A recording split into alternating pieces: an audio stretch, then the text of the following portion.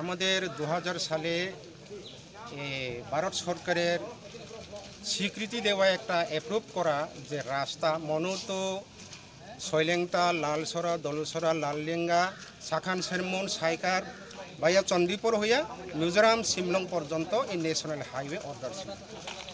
তখন উগ্রপন্থীর তৎপরতার কারণে কিছুটা কাজ দলসরা অবধি কাজ করার পর সেই কাজটা ফেলে রেখে দেওয়া হয়েছে, কারণ যে সমস্যা আসলে উগ্রপন্থীর সমস্যা। তখন এতপর ত্রিপুরা সরকার তখন বামফ্রন্ট সরকার ছিল, 2000 সাল পর থেকে সেই সমস্যার কারণে ওনারা স্থগিত রেখেছেন। তারপরে 2018 সালে যে ভারতের জনতা পার্টি নামে একটা বিজেপি সরকার এসেছে এবং খুদ আমাদের 49 সামন মণ্ডল যে মহাশয় একজন যে এমএলএ শম্ভুলাল চাকমা, উনিও যে রিকোয়েস্ট করেছেন সেই সাক্ষী আমাদের কাছে আছে, অ্যাপ্রুভ আছে। উনি নিজে পিটিশন করেছিলেন চিফ মিনিস্টারের কাছে, তারপর সেটাও গ্রাহ্য হয়নি।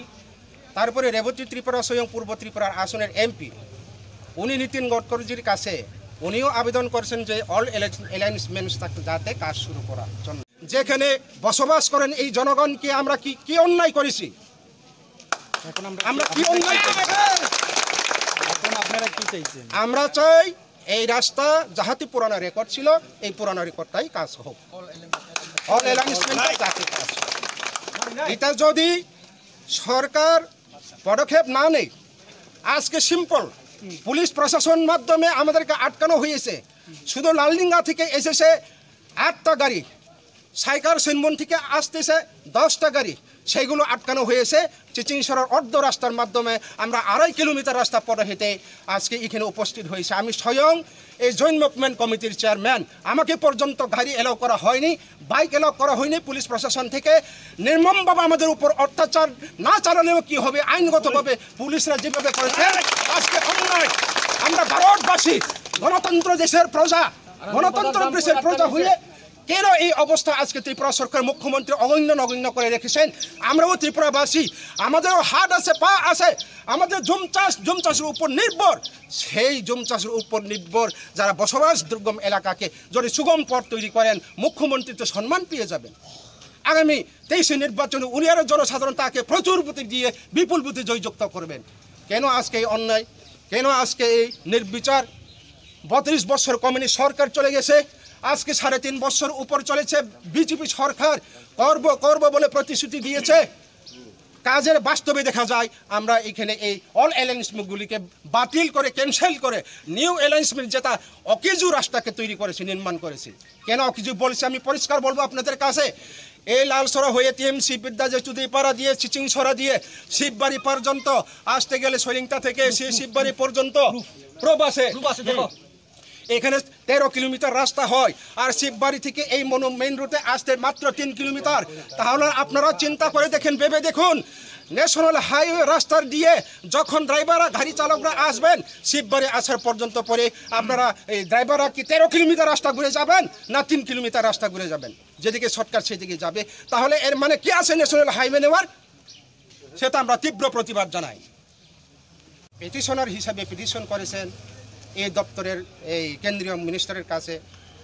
উনি তখন রিপ্লাই দিয়েছেন যে নীতিন গডকরিজি রেবতী ত্রিপুরা পূর্ব ত্রিপুরার আসন এমপিকে রিপ্লাই দিয়েছেন যে ঠিক আছে রেবতী বাবু, আপনি যে পিটিশনার হিসাবে আপনি ত্রিপুরার পক্ষ থেকে একজন এমপি হয়ে আপনি যে পিটিশন করেছেন সেটা বাস্তব এবং আমি অনুমতি দিয়েছি, আপনারা সেটা কাজ করুন যেটা পুরানো রেকর্ড আছে।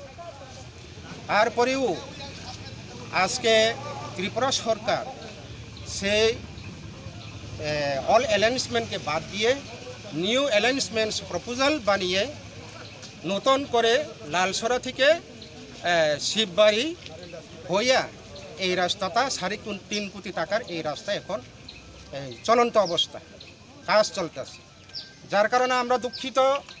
কমিউনিস্ট সরকার 32 বছর সময় আমরা তীব্র আন্দোলন করেছি এই রাস্তার জন্য। বর্ষার সিজনে গরু ছাগল কুর্তা পর্যন্ত হাতে নেই এই রাস্তা। সেখানকার এই দুর্গম এলাকায় বসবাসকারী আমরা নাই করলে সেখানে 45 হইতে 50,000 ফ্যামিলি ছিল সেই রাস্তার যদি নেওয়া হয়। যে 50,000 ফ্যামিলির জন্য উপকৃত হলে কি অসুবিধা আছে সরকারের পক্ষ থেকে?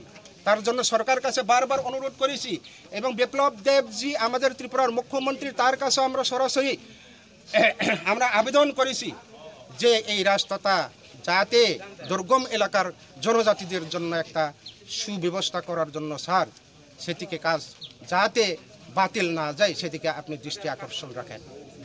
শম্ভুলাল এমএলএ যে 49 সামনের অ্যাসেম্বলি এমএলএ তাইনেও সেই কথা বলেছেন চিফ মিনিস্টারের কাছে, রেবতী ত্রিপুরাও সেই কথা বলেছেন। স্বয়ং নীতিন গডকরিজি উনি নির্দেশ দিয়েছেন, উনি যে রেবতী ত্রিপুরা যেভাবে পিটিশনার হিসেবে পিটিশন করেছেন সেটা আনসার দিয়েছেন। এই আনসার আমাদের কাছে শম্ভুলাল এমএলএ উনি যে পিটিশন করছেন তাও প্রুফ আছে আমাদের কাছে। 2000 সালে ভারত সরকার তথা deputy secretary of India D N Guptaji উনি নিজেই অ্যাপ্রুভ করেছেন এই রাস্তা। তাহলে আমরা কি অন্যায় করেছি? গণতন্ত্রের দেশে আমরা বসবাস করি। ভারতবর্ষ গণতন্ত্র দেশ যদি হয়ে থাকে